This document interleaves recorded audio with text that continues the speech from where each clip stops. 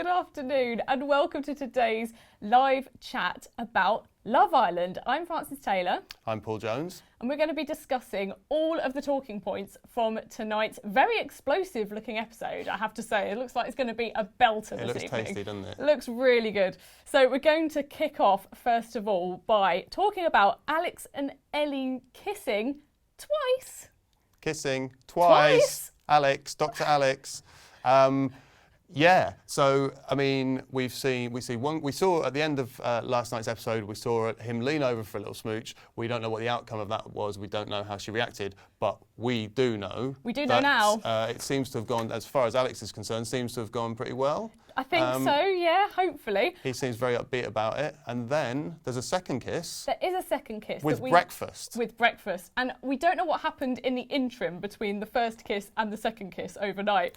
I don't know if anything happens, probably not. But anyway, yes, we see the kiss on the date and then overnight. And then first thing in the morning, Alex is making her breakfast, which is sort of a real calling card on Love Island if that you really like someone. Obviously, we saw Jack make Danny breakfast that went down really well after their night in the hideaway. And so, yeah, Alex, perfect gentleman, makes breakfast the next morning and leans in for another kiss with Ellie. So she obviously wasn't put off by the first one, unlike Hayley in that challenge in week one, who wasn't having any of it.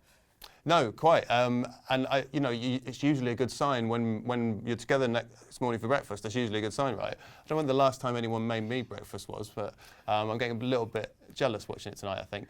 But yeah, he seems to have a real spring in his step about it. Quite literally, actually, we saw him click his heels together, I think, last night, didn't we? After, so sweet. And it's looking good. I mean, we don't want to. Don't want to jinx it, I'm scared of saying, oh, he's found the one, isn't this fantastic? Because as we've seen so often in Love Island, it can look really good early days and then just fall off a cliff. And we had Samira sort of talking to Alex last night as well. It got a bit heated, actually, where she was saying, be careful, because girls like Ellie wouldn't come up to you if you were in a club. But I thought it was a bit harsh, to be honest. I don't think that was called for.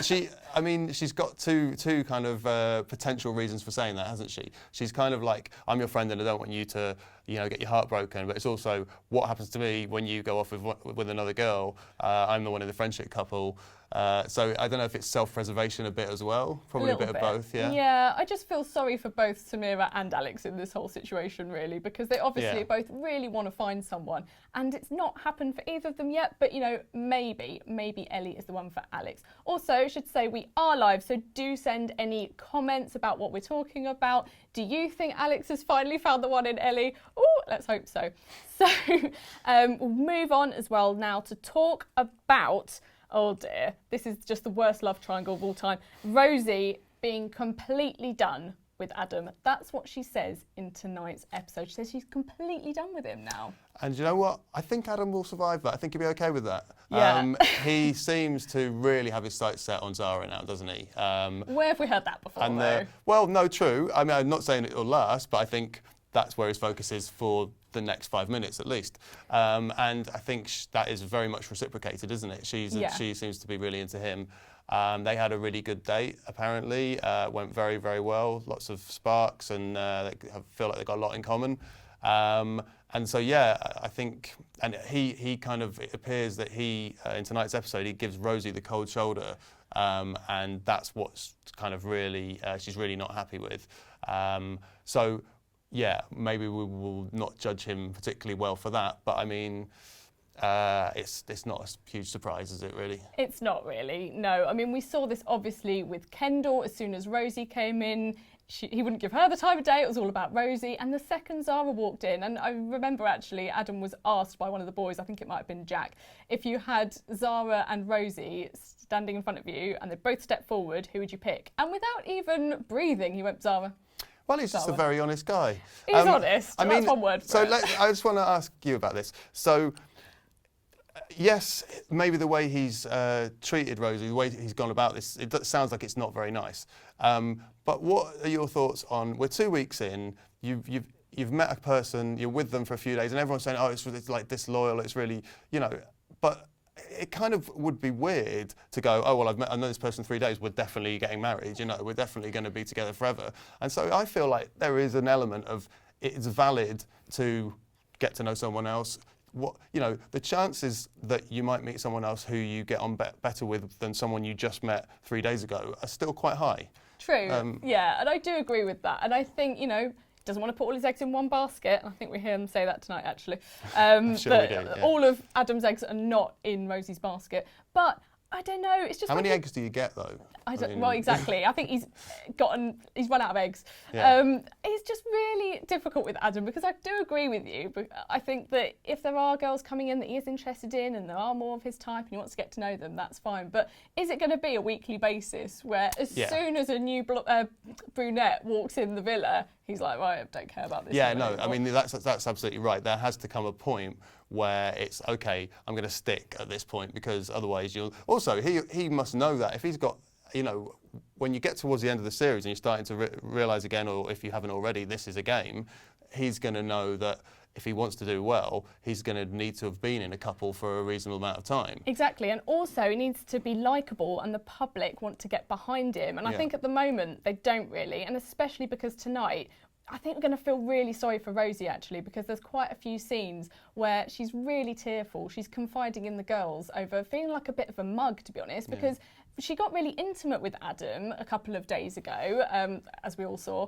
and she speaks, it's really quite sad that she says that it meant a lot to her and, to be that open with someone is really meaningful, and she feels like he's just completely snubbed her, and anything that he said about, I'm developing feelings for you, 2 days later, it's all gone out the window. I agree, and I do really feel for her, and I'm not saying by any means that I'm Team Adam. I'm just saying kind of like, you can forget that it's like they're in there in this pressure cooker, but I think we, seeing Love Island every day, forget how little time there's been as well. Yeah.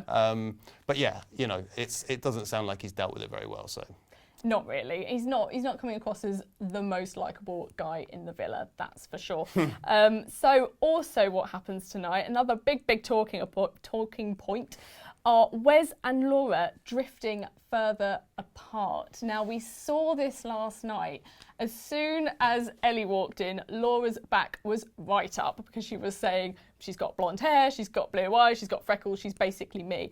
And, I did kind of feel a little bit sorry for Laura, actually. I mean, she didn't go about any of it in the right way, but I couldn't help but feel like, this girl, the new girl, Ellie, she is 20, that's the same age as Wes. I know there's been a lot of talk about the age gap between Laura and Wes.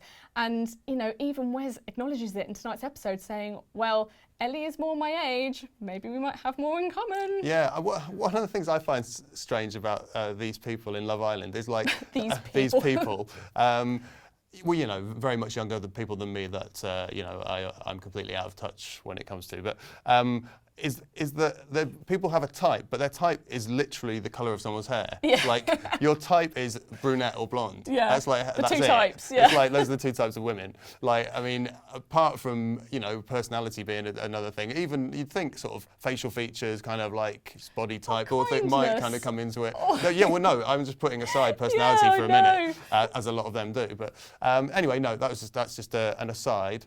But yeah, Wes and Laura, I mean, yeah, I agree. I really feel for her partly because she's this quite together, really obviously quite smart woman, and she sort of backs herself as confident and sort of take no nonsense. And she is annoyed with herself that in the way that she's acting, and the way this whole situation is making her feel. I think it shows, what she had invested in Wes or has invested in Wes. But I mean, the other thing to say about it is that, okay, Wes seems interested in Ellie. But Dr. Alex. Dr. Alex? Ellie is Dr. Alex's, right? Of course. Have had 2 kisses and breakfast. Yeah, which is basically marriage in Love Island. If Wes starts to try and drive a wedge between them two, I think he's not going to be very popular, certainly outside the villa. Yeah, absolutely. I think we could see maybe viewers turning on him if he does drive a wedge between Alex and Ellie. But it's, again, they have this big confrontation, Laura and Wes, tonight, where she keeps saying, you're really standoffish with me, why are you being so standoffish? And he's saying, I'm not. And that is just going to, I think, drive them even further apart. Yeah, and I think she's made the decision to kind of be standoffish from him, hasn't she? She has, because she doesn't want to put him under too much pressure or whatever. She feels like whatever she's doing is kind of making things worse. But yeah, it's a bit of a shame because they were such a... do you think there's a chance that they might still...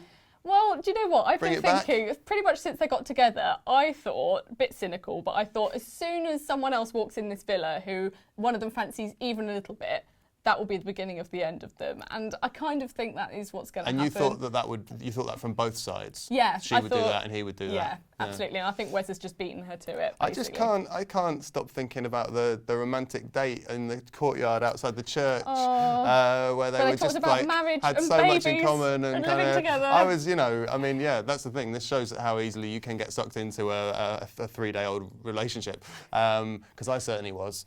But I know it was 5 days ago, I think it was. They were, talking about, we're going to move in together after this. Where are we going? And now, she's saying, I'm done with it, basically. I don't think he's going to be interested in me anymore and he's bored of me. So, as you say, that is the fickle world of Love Island. So, that's all for today. Thanks for joining us and can't wait for 9 o'clock this evening. Yeah.